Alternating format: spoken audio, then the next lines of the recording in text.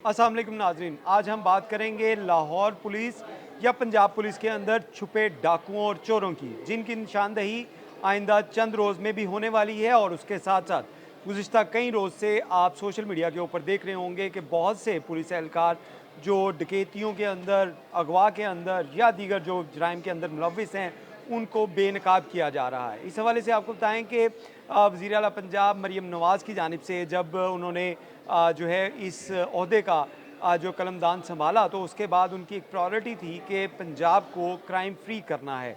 और उस हवाले से जहाँ पे मुख्तलिफ इकदाम किए गए, वहीं पे क्राइम कंट्रोल डिपार्टमेंट CCD की तश्कील भी अमल में लाई गई। और उसकी जानिब से अब तक जितनी भी कार्रवाइयाँ की गई हैं वो किसी से ढकी छुपी नहीं। मुतअद्दिद अफराद, मुतअद्दिद डाकू, मुतअद्दिद क्रिमिनल जो हैं वो CCD के साथ मुकाबले में मारे जा चुके हैं। और उसके साथ साथ आपने ये भी देखा होगा, जहाँ पे पंजाब के अंदर वज़ीर आला पंजाब की जानिब से जहाँ पे ये बरमला कहा गया कि पंजाब के मुख्तलिफ अज़ला जो हैं वो जराइम से पाक हो रहे हैं और ज़ीरो क्राइम रेशो जो है वो कई अज़ला में पहुँच चुकी है। वहीं पर बहुत से अज़ला ऐसे भी हैं जहाँ पे क्राइम की रेशो बतदरीज जो है वो कम होती जा रही है। लेकिन उसके साथ साथ बहुत से ऐसे वाक़यात जो हैं वो सोशल मीडिया की ज़ीनत बनते जा रहे हैं, जिसमें पुलिस एहलकार ही डाकू निकल रहे हैं, पुलिस एहलकार ही अगवाकार निकल रहे हैं, पुलिस एहलकार ही लूट मार के अंदर मुलविस हैं। तो इस तरह अगर हालिया चंद दिनों के वाक़यात को मद्देनज़र रखा जाए तो देखा जाता है कि लाहौर का इलाका शाहदरा, जहाँ पे एक सब इंस्पेक्टर जो रात को ड्यूटी करता था और दिन को वारदातें करता था, उसका टारगेट अपने इलाका जहाँ पे वो रहता था, उसका वही जो टारगेट था, वहीं के लोग थे, क्योंकि उन सब लोगों को वो जानता था, कई सालों से वहाँ पे रह रहा था और उसको हर शख्स का पता था कि किसके पास पैसे हैं, कौन किस वक्त कहाँ पे पैसे ट्रांसफ़र करता है, कारोबारी लोग हैं, उनकी तमाम रूटीन्स का पता होता था और इसी वजह से वो उनके साथ वारदातें करता था। इसी तरह एक और वाक़या, जब इसको पकड़ा गया तो उसमें सब इंस्पेक्टर का केस जो है वो भी CCD के हवाले किया गया। फिर इसके बाद CCD का एक इंस्पेक्टर जो है वो अगवा बराए तवान की वारदात में मुलविस होता है। उस इंस्पेक्टर के साथ एक कांस्टेबल भी शामिल होता है जो एक ताजर को अगवा करते हैं। उसको अगवा करने के बाद उसके अहले खाना को धमकाते हैं कि इसको मुकाबले में पार कर दिया जाएगा अगर पैसे ना दिए। 5 करोड़ रुपए का मुतालबा किया जाता है और 40 लाख रुपए उनसे डिमांड की जाती है। और जब वो 40 लाख रुपए देने जाते हैं उनके अहले खाना, तो इस दौरान लाहौर पुलिस वहाँ पे पहुँचती है और उनको पकड़ लेती है, उनको बेनकाब किया जाता है, उनके खिलाफ भी मुकदमा दर्ज किया जाता है। इसके बाद इस्लामपुरा का एक भी वाक़या जो है रूनुमा हुआ, जहाँ पे एक सब इंस्पेक्टर साहब एक घर के अंदर गए, वहाँ पे उन्होंने लूट मार की और लूट मार के दौरान लाखों रुपए की नकदी और जेवरात और दीगर जो कीमती अशियाँ थी वो लूट कर वहाँ से चलते बने। लेकिन उनके खिलाफ जब मुकदमा दर्ज हुआ तो उसके बाद वो भी बेनकाब हुए। चंद रोज़ पहले जो है वो जहाँ पे पुलिस एहलकारों की बात हो रही है, वहीं पे ट्रैफिक पुलिस जो है वो भी पीछे नहीं रही। ट्रैफिक पुलिस जो वज़ीर आला पंजाब की जानिब से एक state of the art liberty चौक के अंदर, लिबर्टी के करीब एक जो है वो खिदमत मरकज़ बनाया था। और इस खिदमत मरकज़ का पर्पज़ ये था कि यहाँ पे लोगों की खिदमत की जाए, वहाँ पे लोगों के लाइसेंस बनाए जाएँ, वहाँ पे लोगों के करैक्टर सर्टिफिकेट बनाए जाएँ।